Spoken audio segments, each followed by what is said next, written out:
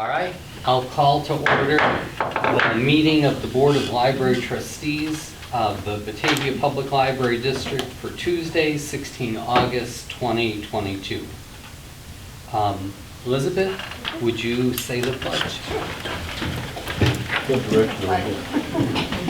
I pledge allegiance to the flag of the United States of America and to the republic for which it stands, one nation, under God, indivisible, with liberty and justice for all.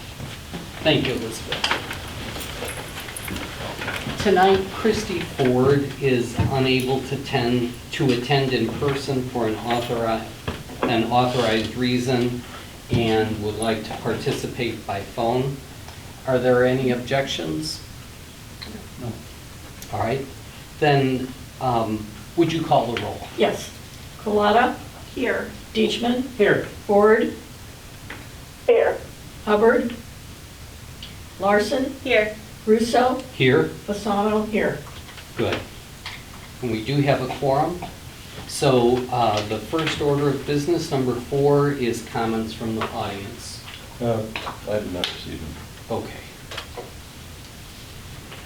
Moving on, number 5 is the consent agenda. I'll read through the items on the consent agenda, and if you'd like to have anything pulled, we can do that, or we can approve the set. So the consent agenda includes minutes, one for the public hearing Tuesday, 19 July 2022, and for the regular meeting, which was 19 July 2022. Under expenditures, we have the cash disbursement detail report for July 2022, and excuse me, under other action items, we have the annual goal plan for the library director for July 2022 to June 2023. Would anyone like to have anything removed? I do not. Then would you like to make a motion to approve the consent agenda? I so move. Thank you, Mary Ann. And a second? I'll second. Elizabeth, a second. Any discussion? Then all in favor say aye. Aye. And opposed, same sign. And it carries. Number 6, we need a motion to approve or amend the agenda. I'll move. Thank you. And a second? I'll second. Second, Mary Ann. Any discussion? All in favor say aye. Aye. And opposed, same sign. And the agenda is approved. Number 7, financial reports for July 2022, which includes the working budget and cash and investments. Joe said that this is still the end of last fiscal year's numbers. He had nothing specifically to call out, but the auditors have begun their work. And usually in the new fiscal year, you start showing the working budget in September, if I'm not mistaken, so we'll start seeing new numbers at that time. Are there any questions? Is this when the auditors usually arrive, or how long does that take? They usually are a little bit earlier, but one of them got COVID, so it was delayed. So but they have been in the library 2 different days, maybe, Andrea, I forget now. Yes, even for 2 days. Yeah, so yes, they usually do start this early with their preliminary work. George, I just had one question. Under special reserves, it says expenses and program expenses. Which page? On page 3. Okay.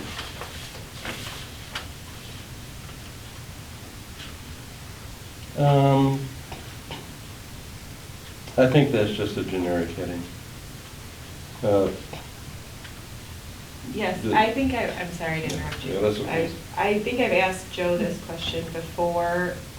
Because special reserve expenses are not part of the operating budget, this is just actually what we spent out.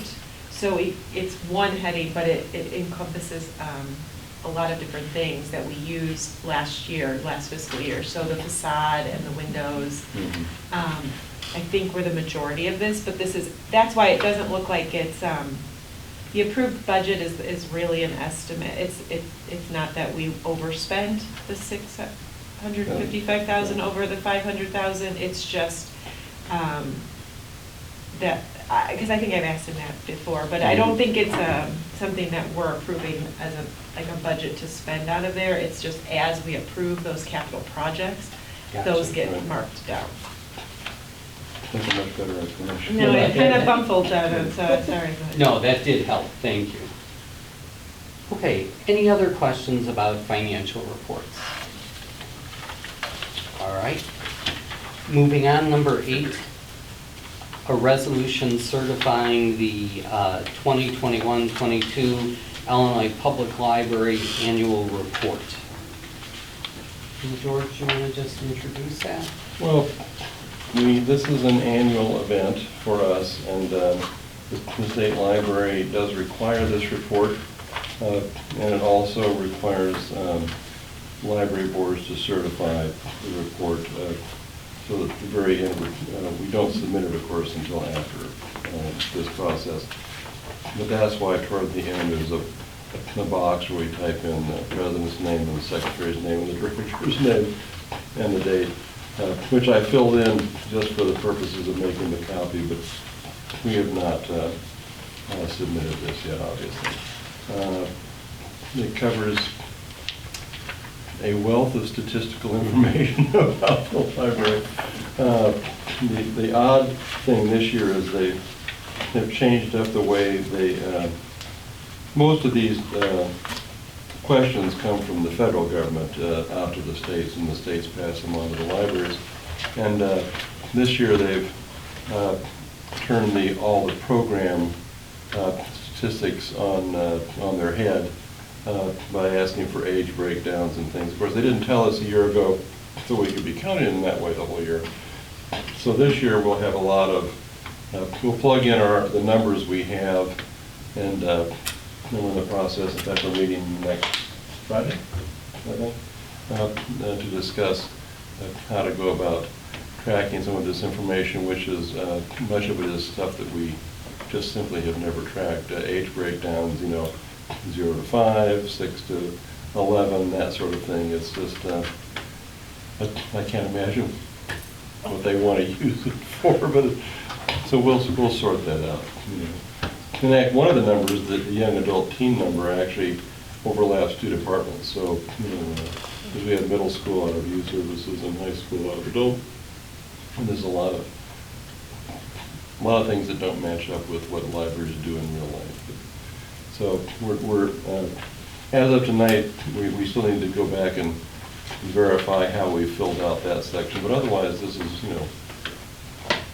more information than you probably will ever want to know about the library. The only thing I will say is my address is incorrect. Oh, that's right. We must have copied it from your old one, right? Yeah. Okay. You want me to, I'll just give you this page, I'll just update it. Well, You probably have it. we but, have your. I'll correct, just, yeah, okay. I'll just give this to you. Thank you. That was, we blanked on that one, sorry.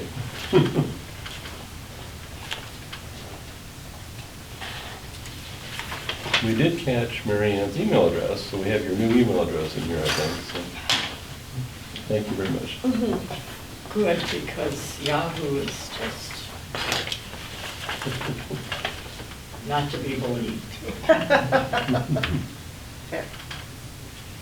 And it says Lisa did the compiling of the information, but I'm sure all the other departments contributed. Lisa basically spreads out the different portions of the report to the appropriate department. The managers feed information back to Lisa.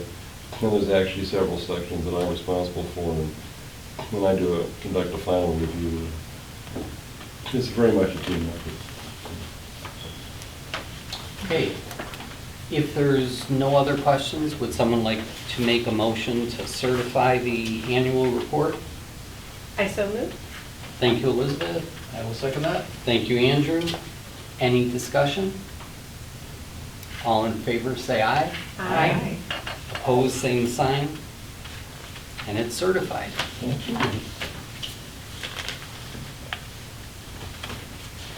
I should have mentioned that the very last page has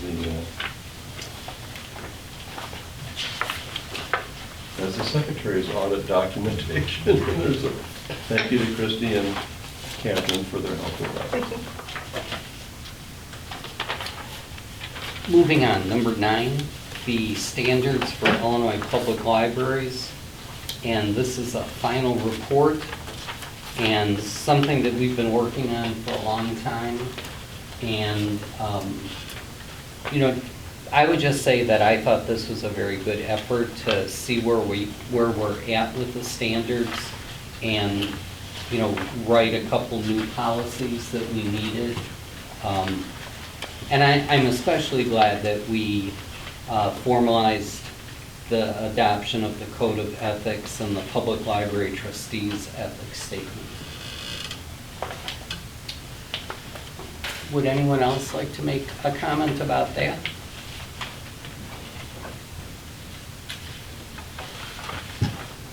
And that we don't need to approve, so we will just move on to number 10, the President's Report. Just 2 items very briefly. Library card sign-up month is in September, so I think that's just such a great time to advertise what the library does and to try and find people who don't have a library card. So that's coming up. And then also, we are more than a year ahead, but September is when the new library leader ceremony would be. Nominations for the library leader are due during National Library Week, which is April 23rd to 29th, 2023. And then that person is recognized during Library Card Sign-Up Month.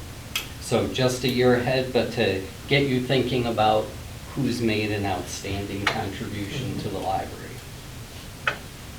That's all I have. Number 11, good news or comments from the board. I actually do have something. The Mothers Club is having a pie bake-off at the block party on Labor Day weekend on that Sunday, and they are looking for 2 judges from the library. That could be staff or trustees. So leave it up to you guys. What time? It would be in the evening, I think. The judging's at like 6, but I can verify that. Joanne did it last year. You have to come. It's very delicious. You have to come and eat pie and judge pie. So there is an opening. So if a staff member and one of the trustees would like to come, we would be in judge. We'd be very appreciative. If you offer ice cream, I have. I know. I'd have to fight you for it. So just throwing that out there, let me know if you were interested. When do you need to know, Elizabeth? Just before the bake-off. So anytime. Anytime. And how long does it usually take? Last year the judging took like an hour. Yeah, I don't even think it was that long. Oh, And really? it didn't seem to be, I didn't think it was quite that late. Yeah, I thought it was around 4-ish, but we'd have to check the time. I'll I would verify say the once time. you start judging, it's maybe a half an hour. The Mothers Club is very efficient in doling out pie. You fill out pie, you have to judge, we have a scoring sheet judging on looks and taste and. Wow. You have different categories. Yes, so that's how we get a lot of judges. We don't make everyone eat like all 40 pies. But you judge a category. You judge a category. So just throwing that out there if anyone is interested, and I can get the rest of the details needed. Thank you, Elizabeth. Any other good news or comments from the board? Princess. Educators. I'm sorry. You know, you, Christy, that's your, It's your cue. that's your cue. Yes. Yeah. The educator sale was last Saturday. You making a report. It was over $800, which sounds fantastic. And again, this Saturday we're going to have another sale, so just a regular sale for everybody. So everybody's invited to that 9 to 1. Thanks. Thank you, Christy. Any other good news or comments from the board? Moving on, number 12, correspondence and communications. Nothing this time. All right, thank you, George. 13, director and librarians reports. George?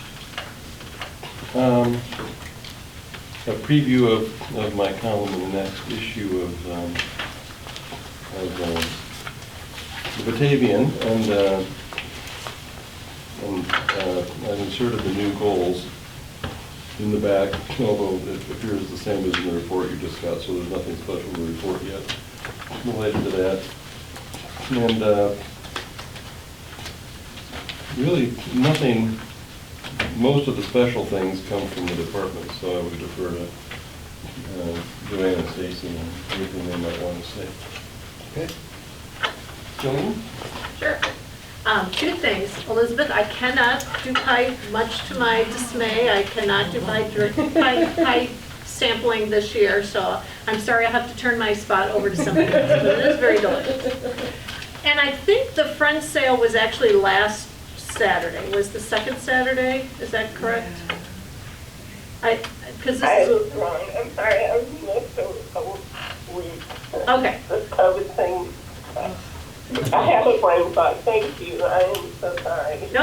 I just wanted to make sure we were all on the same weekend. So, my report talks about our summer reading club highlights, so you can take a look at those. A few of those you'll hear again in our report this evening to the City Council. But we had a great turnout again this year. We are almost back to our 2019 numbers, so we're very thankful about that.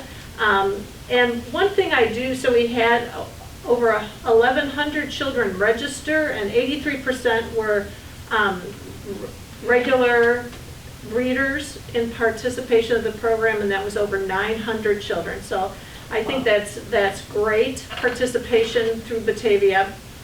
And they read, we went a number of years ago to days of reading rather than counting books or anything like that. And one number that we tracked for the first time this year, 33,000 days of reading. So children would track every day that they read. Wow. And so during the summer, those many, over 900 children read over 33,000 days. So I thought that was a pretty impressive number for their challenge and for their accomplishments this year. We kept handing out rewards through yesterday. So now all rewards should be out. Children should have received all their rewards. And I just want to draw attention to, we had 30 sponsors this year for Summer Reading Club.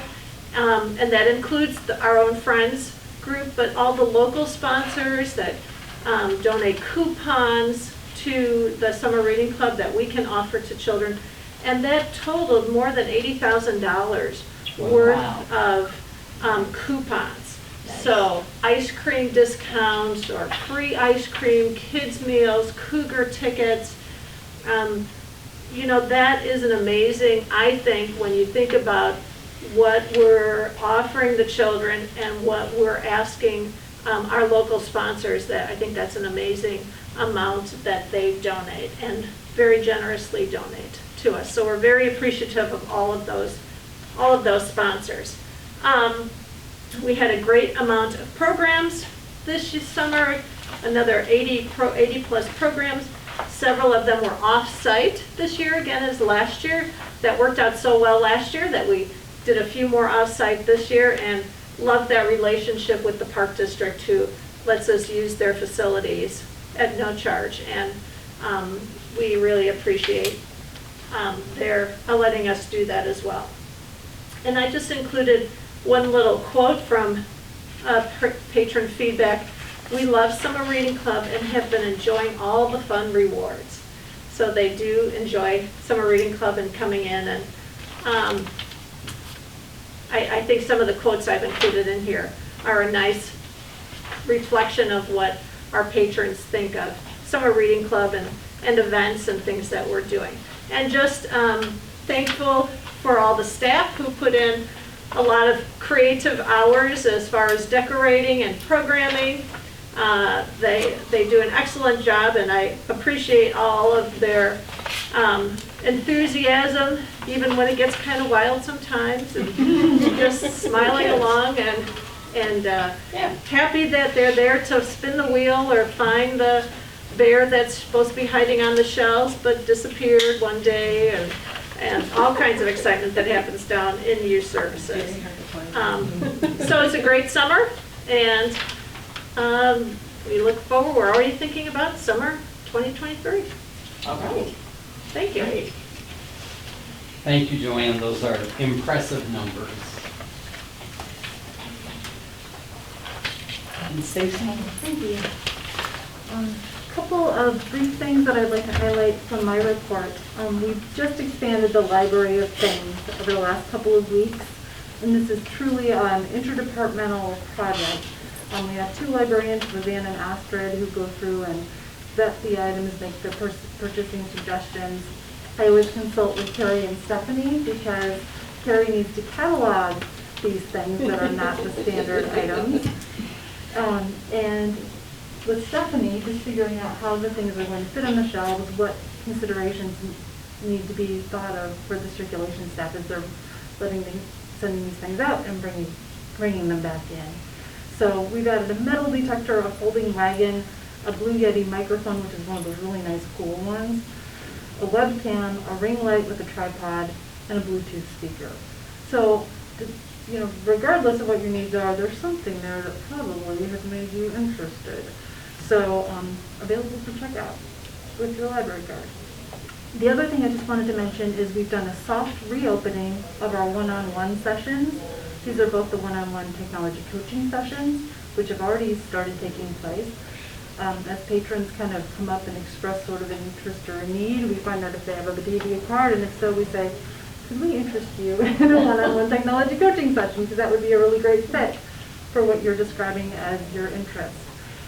And also the genealogy sessions. Again, it's a 1-hour session.